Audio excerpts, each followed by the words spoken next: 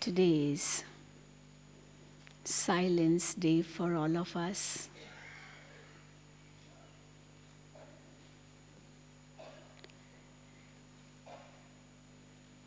We shall go into the depth of silence today, explore silence, and gain experience of silence. What is silence? Silence is not merely absence of noise. Usually, people consider silence to be absence of noise. When people are talking too much, or there's a lot of chatting going on, people are talking loudly, and there is need for them to keep quiet. It is said, be silent. In some places it is written silent zone, where you are not allowed to talk, not allowed to blow any horn of the car. It's a silence zone. So usually silence is considered as absence of sound or absence of noise. But we know that silence is not merely that. It is not absence of something, but it is the presence of something. Just like for peace, people usually describe it as the absence of war. They say peace means absence of war. But then we tell them it's not merely absence of war, because if war begins in the mind of man, and then it comes on the battlefield. No war comes on the battlefield just like that. First it comes in the mind of the president of a country, or maybe the head of the state, or the head of the army, whoever. It comes in his mind that I must go for war. And then it comes on the battlefield, or it comes in action. So just as war begins in the minds of men before it comes on the battlefield, so too we say peace comes in the mind before it comes in action, before it is experienced. Yes, it's the mind which experiences it, but first it has to come in the thoughts before it is experienced. Because only when you think about something, you experience that. And therefore the saying goes, as you think, so you become. If in your mind the thought is that I am very peaceless, then no one in the world can make you peaceful. But if in your mind there is the thought, I am a peaceful soul, then no one in the world can make you peaceless. No one. And therefore the saying goes, as you think, so you become. So just as peace is not absence of war, so too silence is not absence of sound. Peace is a very big power, it's a strength, it's an energy. Just as for physical energy, we say this light energy, heat energy. Heat is energy, light is energy. It is lessening or increasing of that energy. If that energy reduces, then it is the opposite of that. For example, if light reduces, that means darkness comes. So darkness could be described as absence of light. Cold could be described as absence of heat. But light cannot be described as absence of darkness. Or heat cannot be described as absence of cold. Because cold is nothing but the reduction or the reducing of the heat, and darkness is reducing of the light. So light is energy. Darkness or cold is not energy. It's the absence. Why light is energy? Because it has a source. Heat is energy because it has a source. But cold or darkness does not have any source. Heat is emanated from any object. And if that heat is reduced, then you feel it cold. So just as we talk about these physical energies, similarly, we can talk about spiritual energy. And silence is a very big energy. Silence is, they say, golden. Speech is silver. Silence is given much more value than speech. Very often, if you remain silent, you can finish off so many quarrels and disputes and battles and wars. But maybe one sound, one act, one word can result in big quarrels and disputes and battles and wars. Just one word. There is the story of the Mahabharata, that in the Mahabharata they show Pandavas and the Kauravas. Baba mentions in the Murlis. The Kauravas were ruling. They did not give the rule to the Pandavas, though it was the right of the Pandavas to rule. They were cousins. But the Kauravas, they took it by cheating. They took the kingdom. And they refused to give the kingdom to the Pandavas.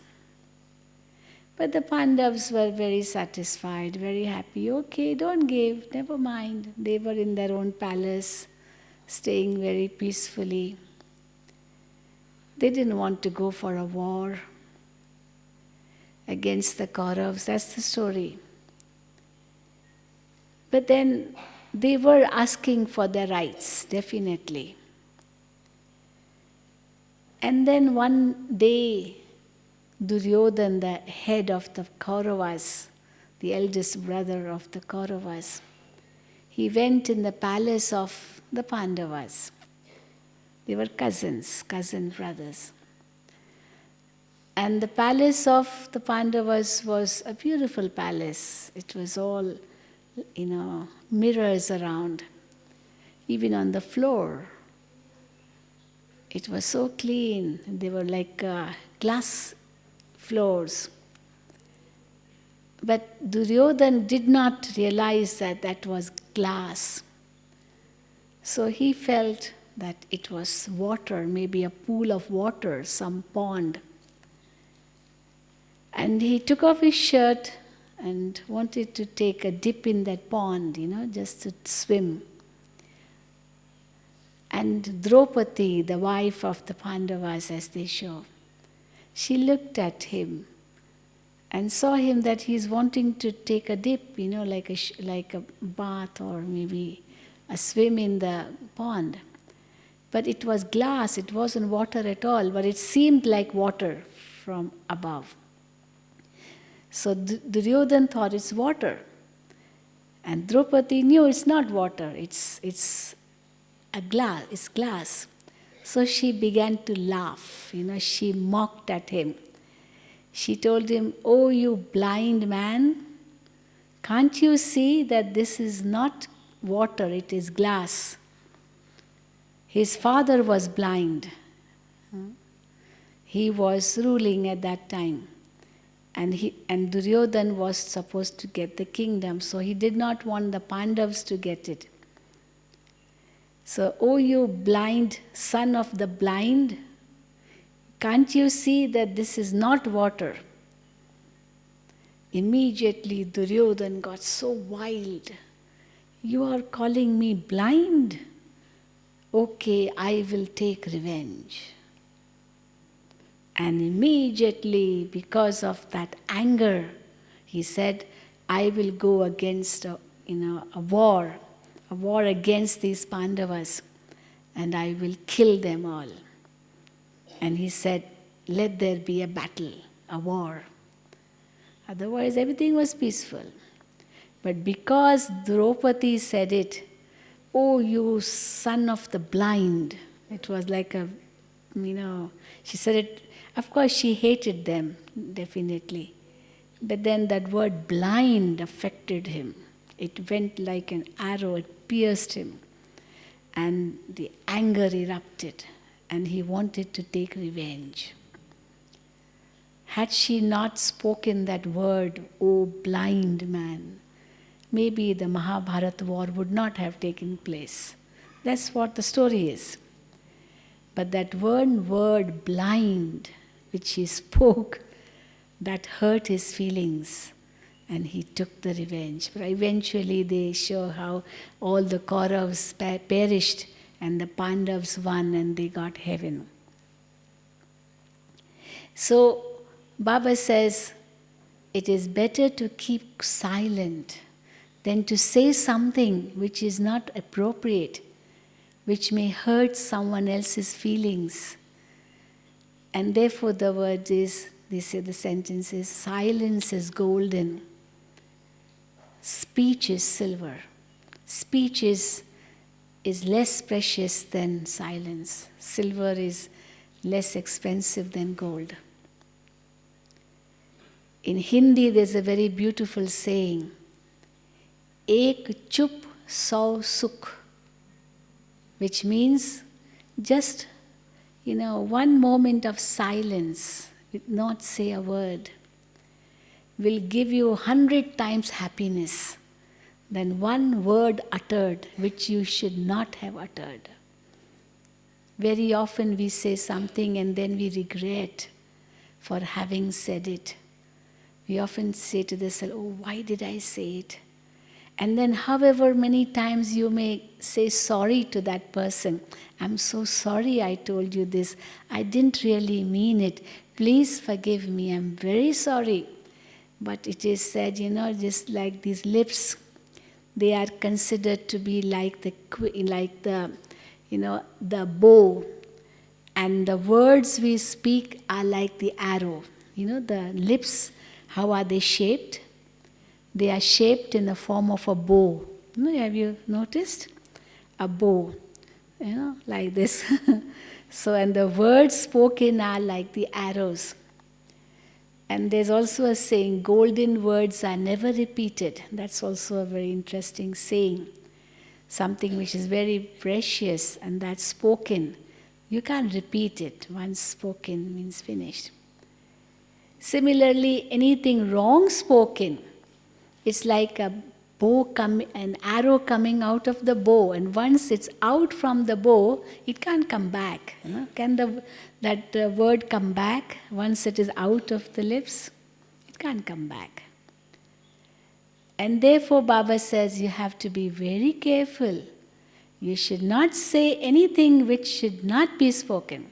It's better to be silent.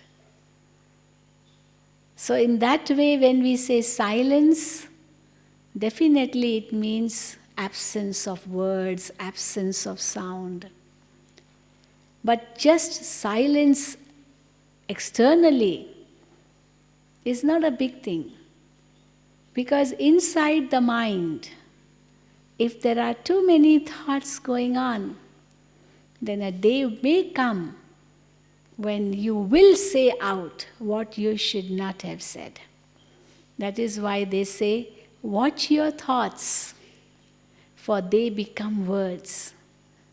If you are thinking of something but not maybe saying it, but a day will come, unknowingly also you will say it. Maybe you wouldn't even come to know at that time that you are saying it, because it has been in your mind for a long time. But you were avoiding to say it. You were trying to keep quiet, not say, not say. But the mind was thinking all the time about it.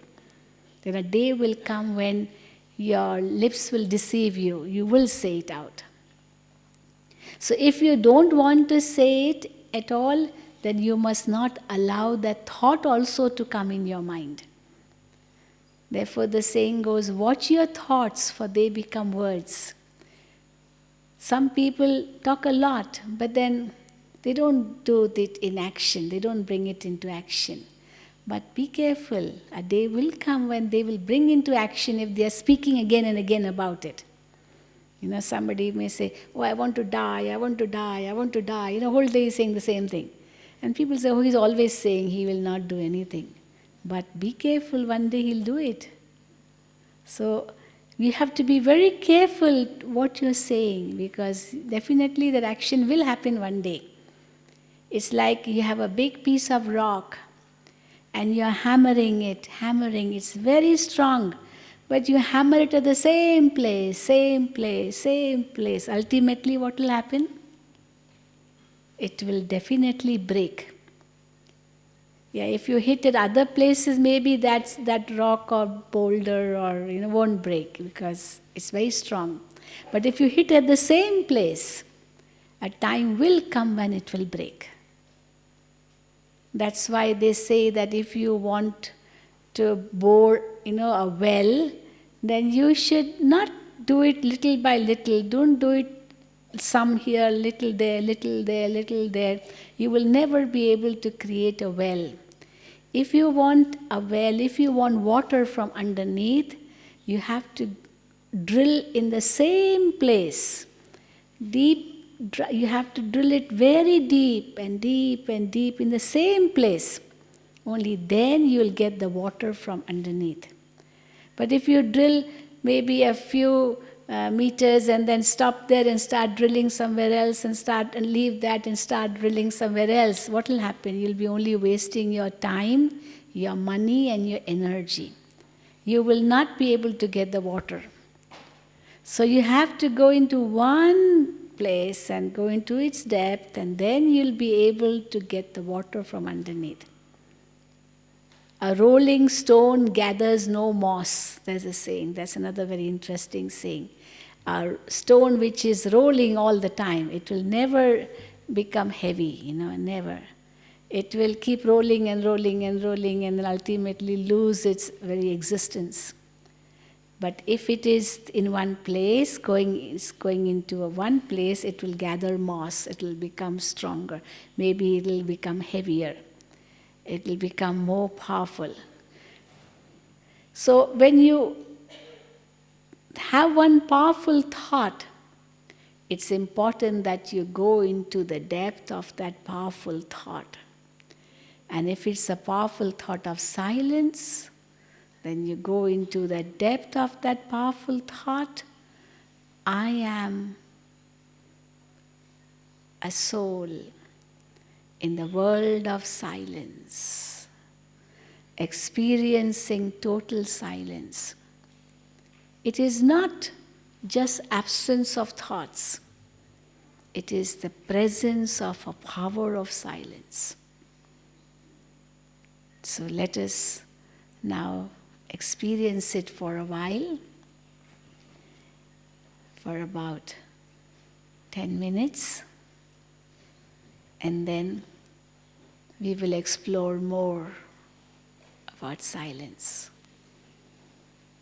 Okay?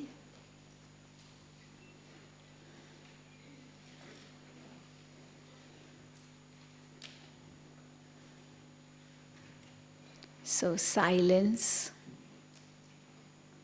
is not merely absence of sound.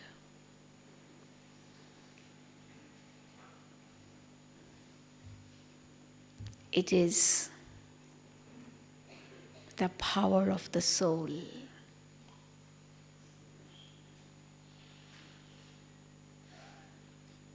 Silence is not merely absence of thoughts. It is the presence of the power of thoughts, of silence.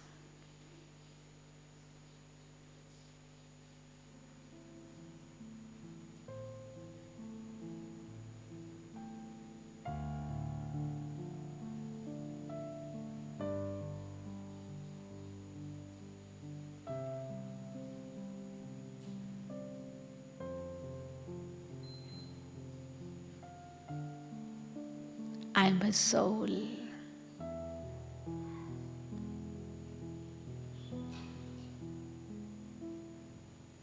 In the world of silence.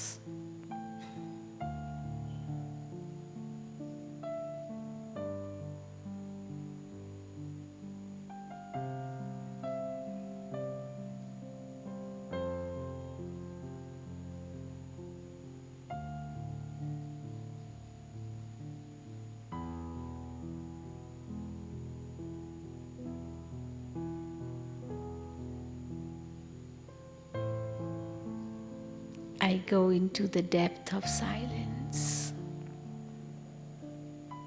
which is like an ocean.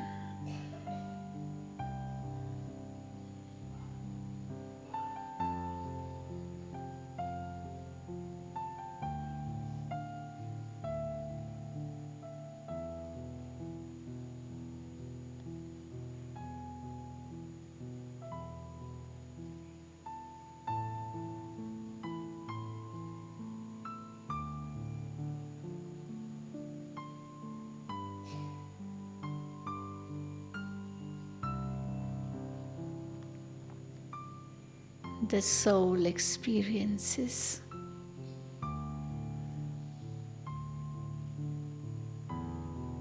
total freedom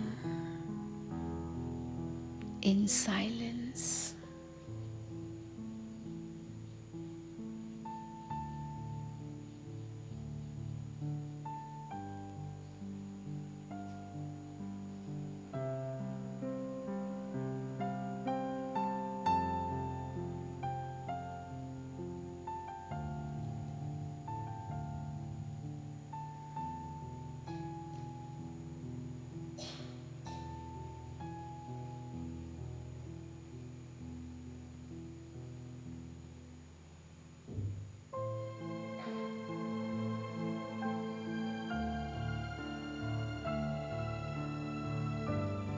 The power of silence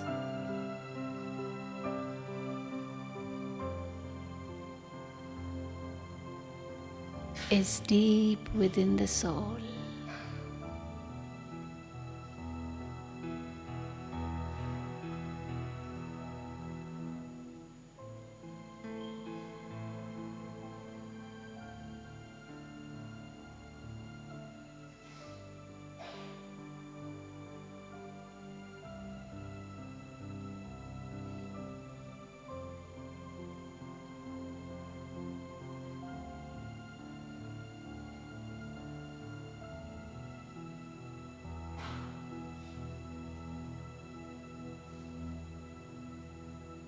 The mind is very peaceful.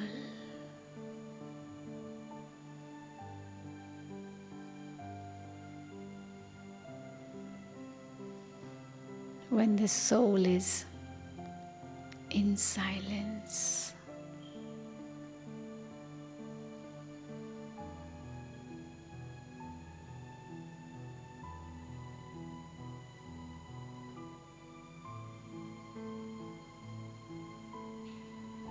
It is beyond the pull of matter.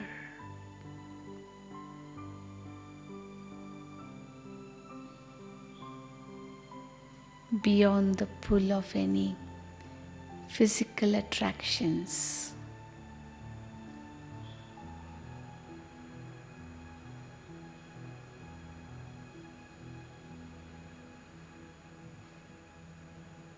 Even beyond the pull of physical sounds.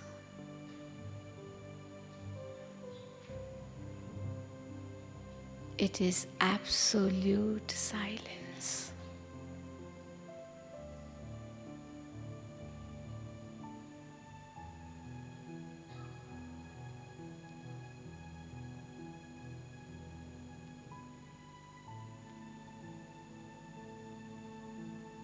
I experience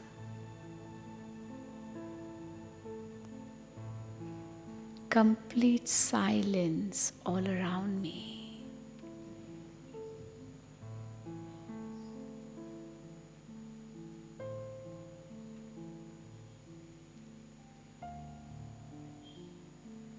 I'm able to radiate waves of silence, vibrations of silence.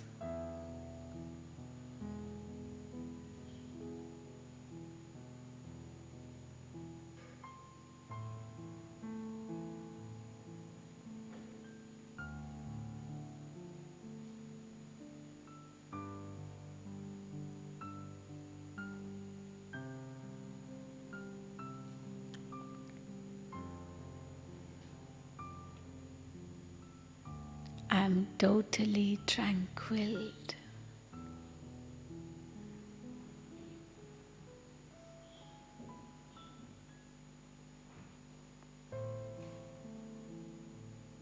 Completely satisfied.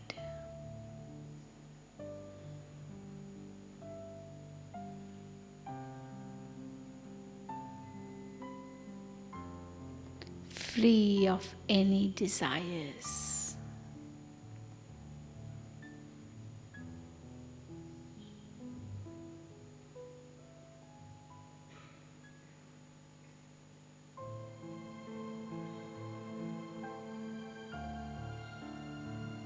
Free of any negativity.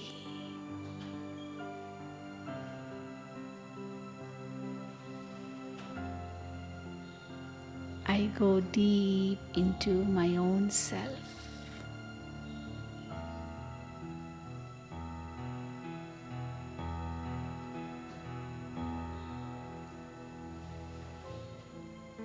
I am a peaceful soul.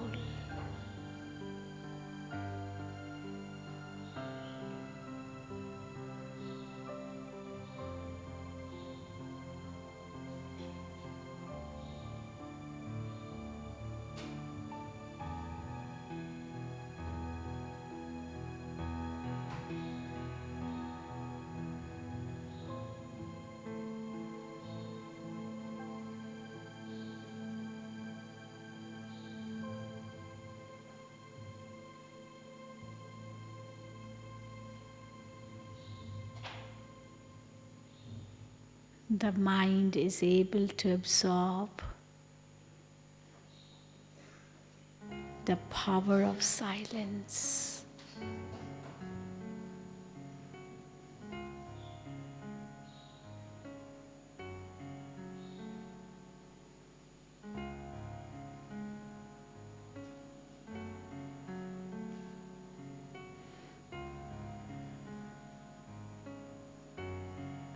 And also radiate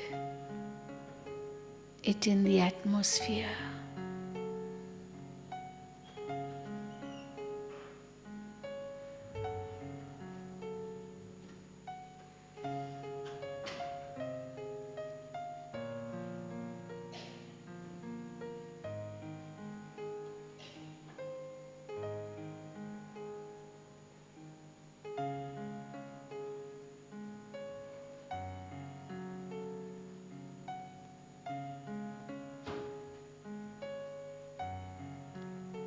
I experience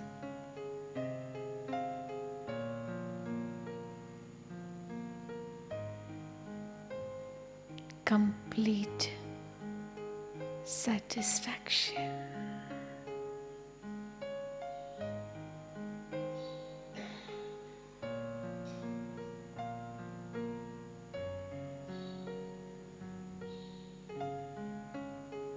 I am full.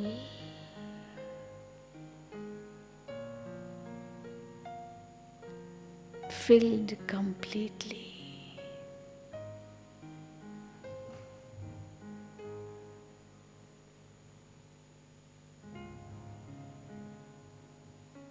Silence makes me strong.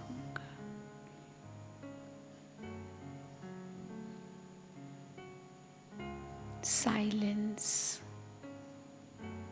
makes me light.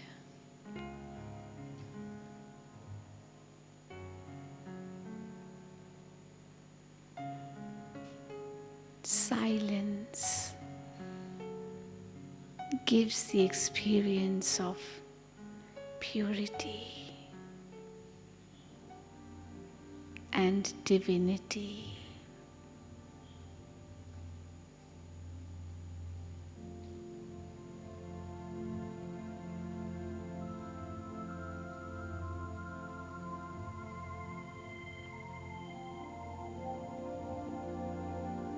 I am a pure soul,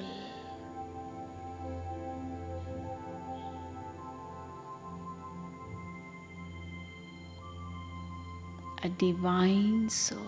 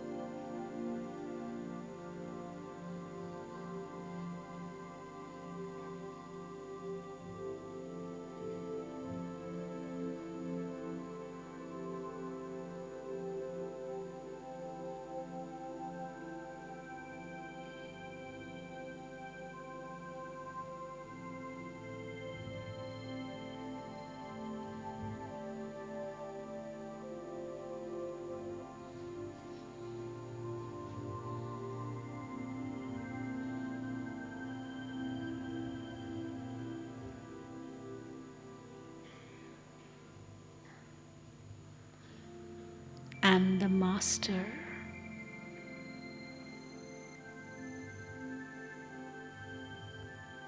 of my senses.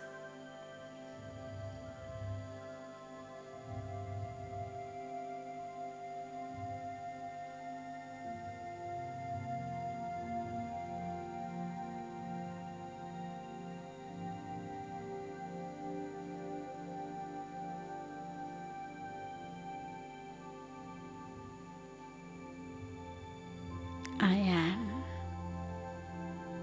a self-sovereign.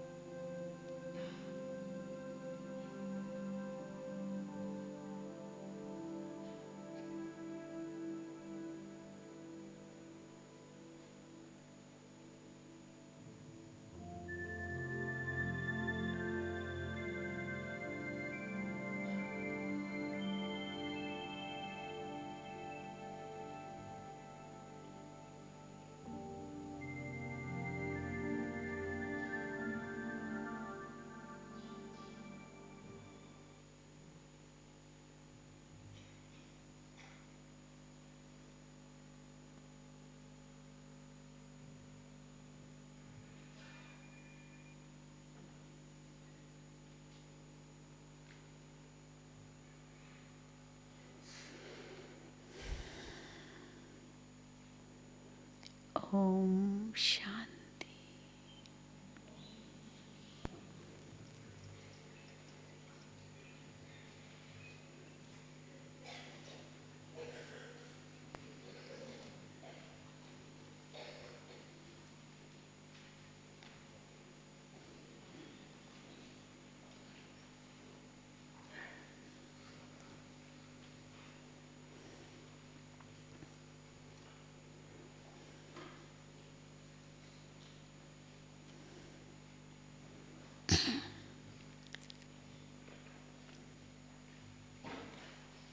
In the state of silence, you can invoke any power you wish to. The power of discretion becomes very clear because there are not too many thoughts coming in the mind. As Baba says,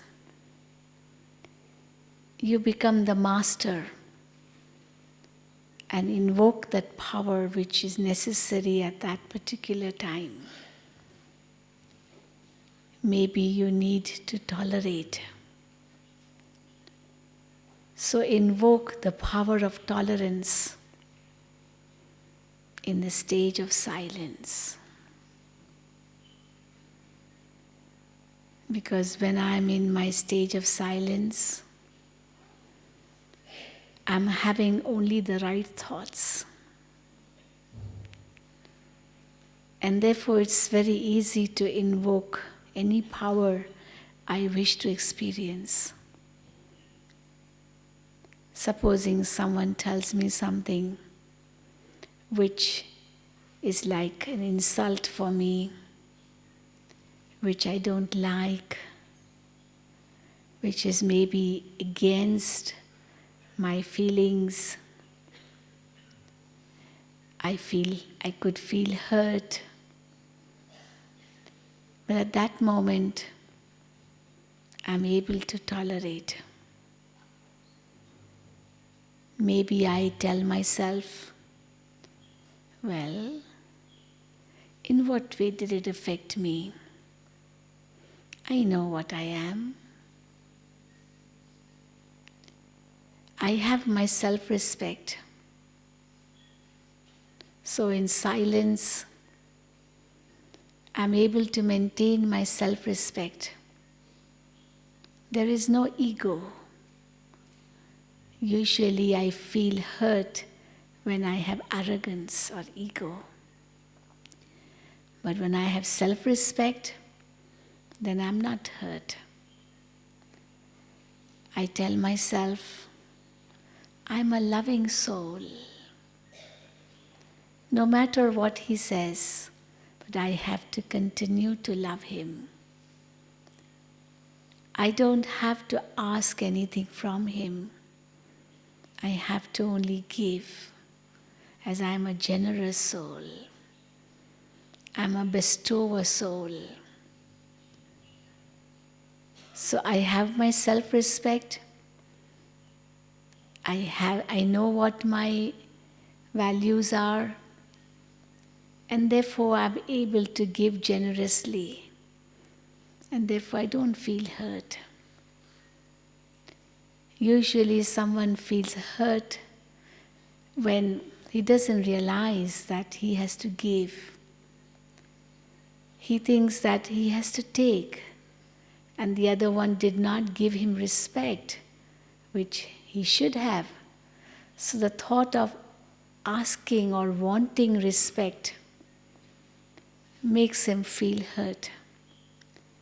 But if I am a generous soul, I'm a bestower, I'm a loving soul, then however much the other person may insult me, but I won't feel the insult. Because the thought is I have to give, not to receive or to take. In giving there is more happiness than in receiving. That is my consciousness.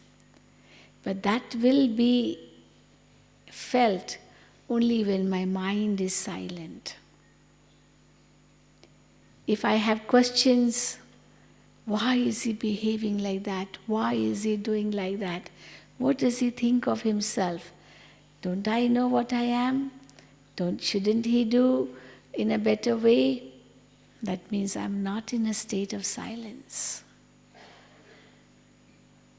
And these waste thoughts will waste my energy, waste my time, waste even my treasure of peace. I will not be able to invoke the power of tolerance, and that power will not come even if I say that I should have tolerance. Just by saying, I should have tolerance, I should have tolerance, I should tolerate, that won't do. I should tolerate, that's not the right method. But I am that, not that I should, I am. I am a generous soul, I am a bestower, I am a loving soul, I have a big heart, I can accommodate. Immediately I become tolerant. Sometimes I don't have to tolerate, I have to face. It's a situation, it's not a person. Where it's a situation that has to be faced, not tolerated. When it's a person, you tolerate. But when it's a situation, you face it. Because that situation will come and go. No situation stays forever. But I can be a detached observer and face it. So tolerating means when I'm giving away the generosity, the love, the happiness. And facing is as a detached observer, being unaffected by that situation. Come what may, even if it's a good thing or a bad thing, both are transitory, both are temporary. Nothing lasts forever. Even the happiness is not going to last forever. The sorrow also won't last forever, just like we know the cycle. Baba says, yes, 3/4 happiness, 1/4 sorrow. You will value the happiness only if you have sorrow. No? Otherwise you won't even value happiness. So this is a cycle. But then whether it's happiness or sorrow, I can be a detached observer and observe, because the situation will pass. It won't stay on. I don't have to hold it. I can't hold it even if I wish to. There's a very interesting story on this. The story goes that once someone came to a king, there was a king, and someone came to him and said, I have something very valuable to give you. You must treasure it, but don't open it now. Open it only when you are facing a very difficult situation. Open it only when you can't handle that situation. Open this gift at that moment. Don't open it otherwise. Keep it safe with you. Keep it always with you. He gave him a locket and told him, keep it inside this locket around your neck. It will protect you. It will help you. So he took that thing. It was packed. It was like a packet, a small gift, and he put it around his neck. Like a what do you call it? Pendant, yeah. And it was like inside that pendant. And he said, don't open it otherwise. So what happened was that he was attacked by another king. The neighboring king attacked his kingdom. And this king had to run for his life because they had attacked even the castle or the palace. So his soldiers took him away into a big cave where he could be safe. And he stood in that cave with a few of his soldiers who were protecting him. And that king had attacked his kingdom. And they didn't find the king in the palace. And they were looking for the king because it could be considered, conquered only when the king was conquered. The king was captured. So the king wasn't there in the palace. And the soldiers of the other king who had attacked were looking for him. And they even entered that cave where he was hiding. So it was a very, very difficult situation for him to control himself. He was hiding. And that time he remembered that pendant, which was around his neck. And he opened it. And when he opened it, there were a few words written on that, inside that pendant, on a piece of paper. The words were, "Even this shall pass away. Even this shall pass away." That means, don't be worried. Don't be afraid. Don't be hesitant. This will pass away. This will pass away. And he began to tell himself, this will pass away, this will pass away, this will pass away. And that gave him a lot of comfort. And the soldiers of his enemy, they looked around, but couldn't find the king. And they went away, looking for the king elsewhere. In the meantime, his soldiers, they became strong and they knew that his king was very much under protection. So they retaliated and fought back with the enemy soldiers and ultimately drove away the soldiers of this enemy away from their kingdom, and the kingdom was saved. The king was saved. The kingdom was saved. The enemy could not conquer it.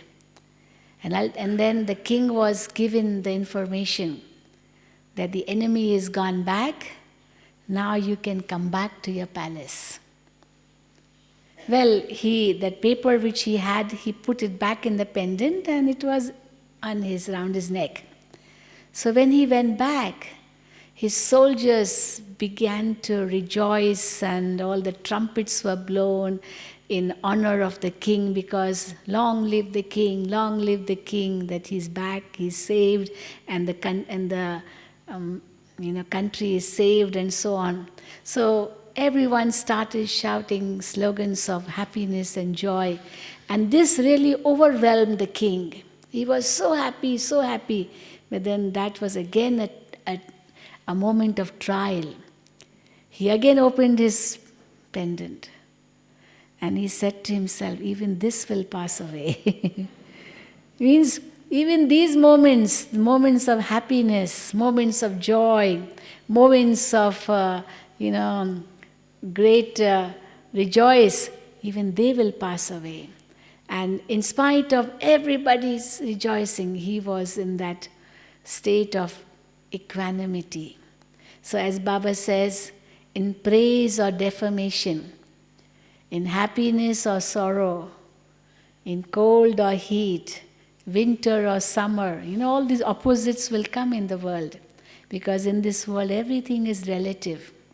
Nothing is absolute.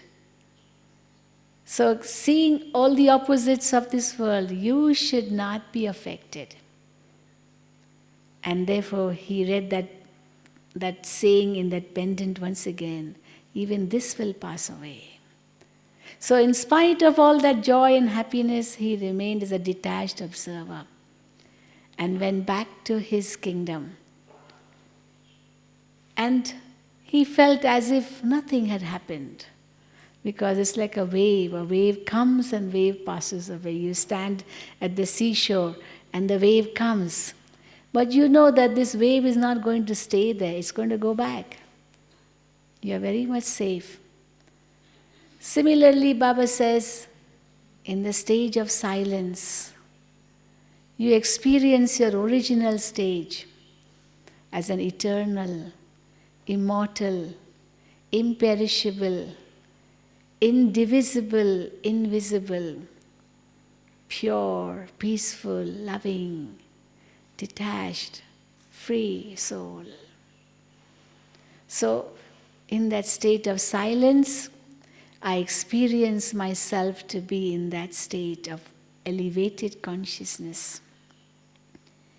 And therefore, I remain unaffected by these different waves which come. That's the stage of a yogi. Baba says, if the stage is fluctuating, one moment great joy, the next moment great sorrow, the third moment laughing loudly, and the fourth moment crying also loudly. Usually people cry also loudly, you know. Some cry very softly, some cry loudly. Some laugh softly, some laugh loudly. These are different moods. One moment very happy, the next moment sulky. Baba says that's not the stage of a yogi. That's not the stage of the one who is in silence, who's experiencing the power of silence. That power of silence has so much depth. You know, you must have seen the different dolls. There's a doll which has a center of gravity at the bottom. It's heavy at the bottom and light at the top. There are certain dolls. So even if you shake that doll, as much as you shake, you may feel, yes, it will fall down, but it doesn't fall down. It comes back. You shake it and pull it, push it that side, it will again come back. It will never fall down because the center of gravity is at the bottom. But if there is something which does not have a strong center of gravity at the bottom, it's heavy at the top and light at the bottom maybe, then it will fall off very easily. So Baba says that when I am in my stage of equanimity, in the stage of silence, then let any scene pass by, I remain unaffected. Sometimes Baba says, children are attracted by sight scenes. Even Baba said in the latest Murli. So sight scenes should not attract me.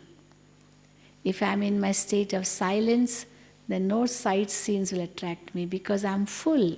I will not fall on either side. If I'm attracted by a sight scene here, it's a side scene, means falling on the side.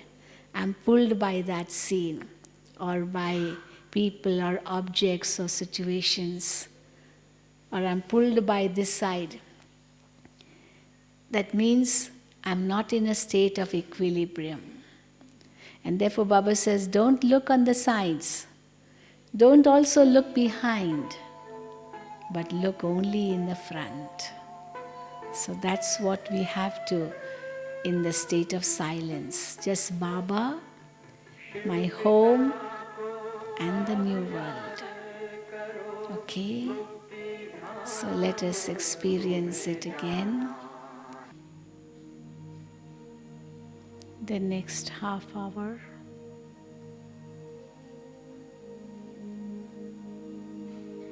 We will experience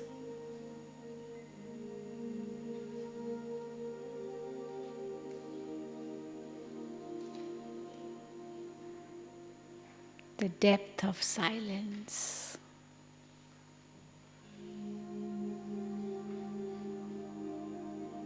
Where I am in a stage of equanimity.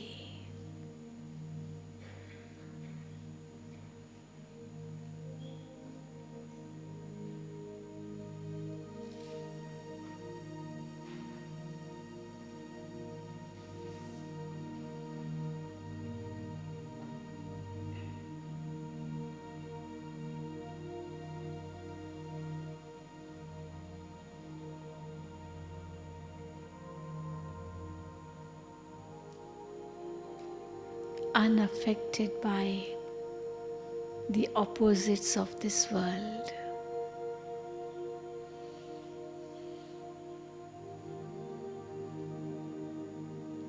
A stage of a detached observer.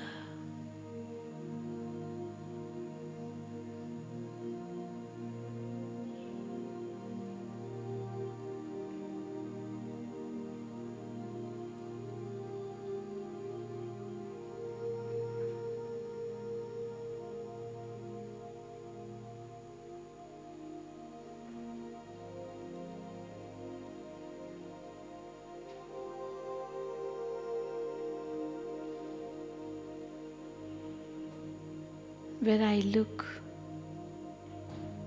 only ahead of me,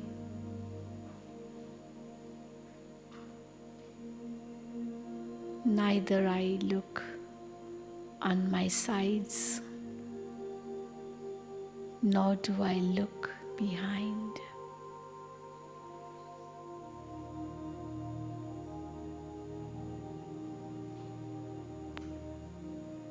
I look only in the front.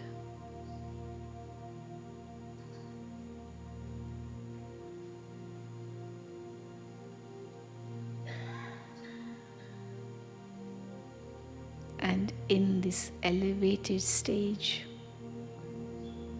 of silence,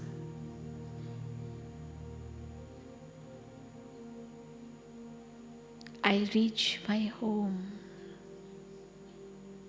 the world of silence.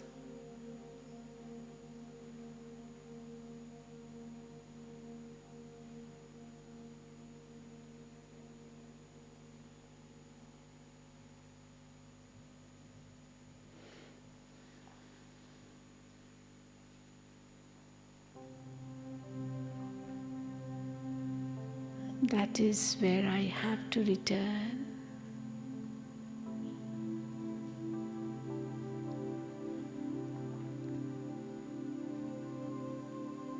In my eyes, I see my home and the new world only.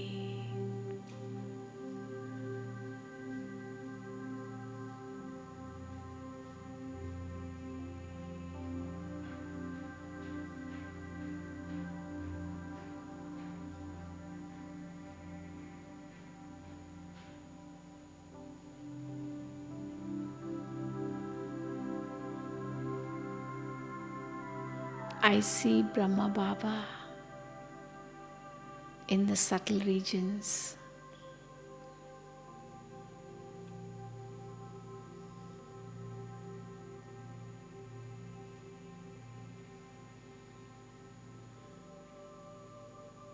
So loving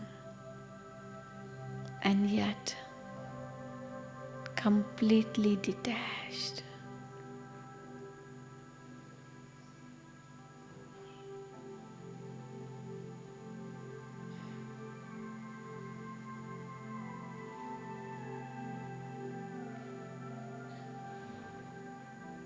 I have to follow the Father.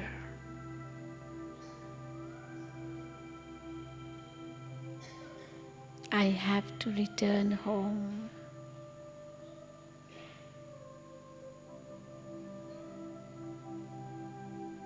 In the state of silence, I'm able to experience my home.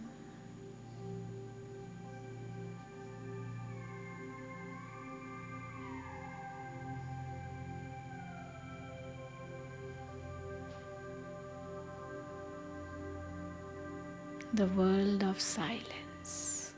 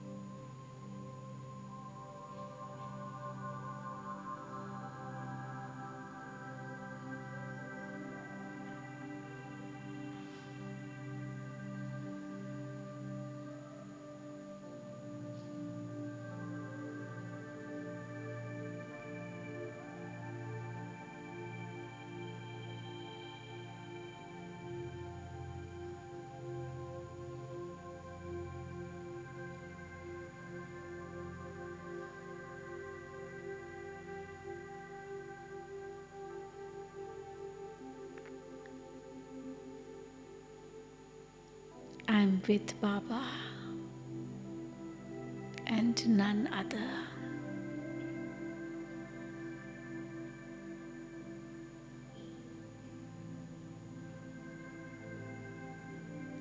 Baba, my soul companion.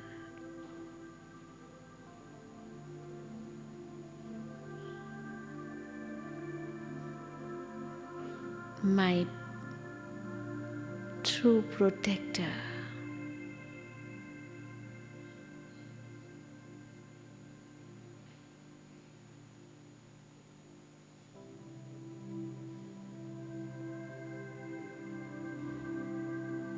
My supreme guide is taking me across.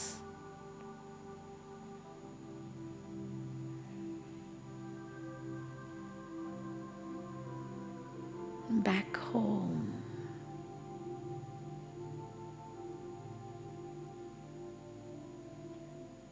To the state of liberation. I experience liberation in silence.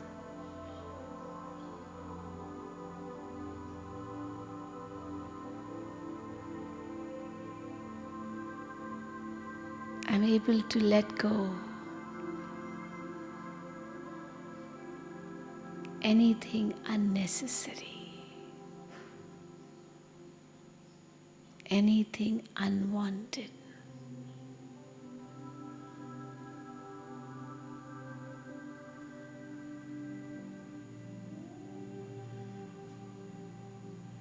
Anything which I did not bring with me, I shall not take back.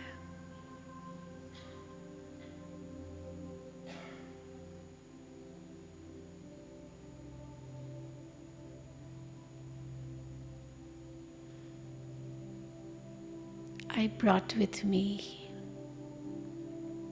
only a peaceful mind, a divine intellect,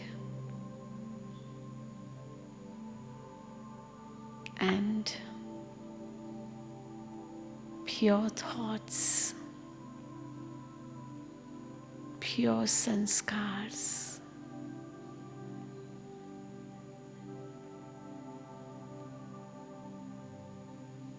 I shall take back only that with me.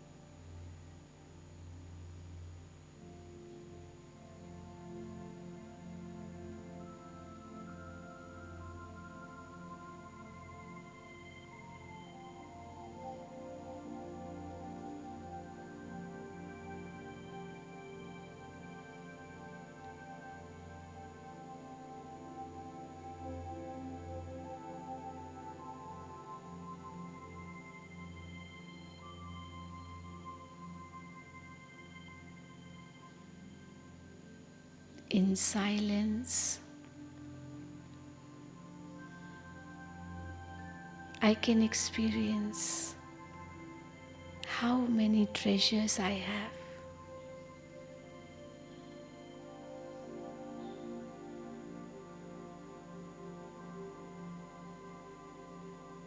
I have the treasure of such deep spiritual knowledge.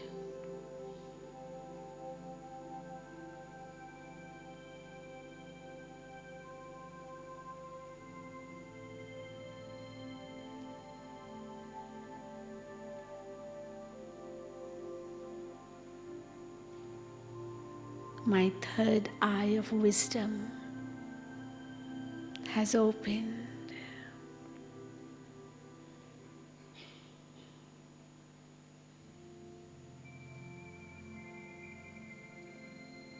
I'm able to visualize the three aspects of time.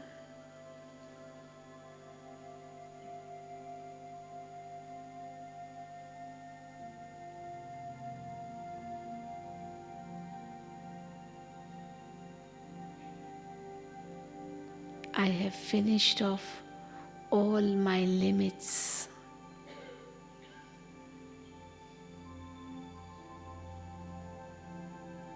I am in my unlimited stage.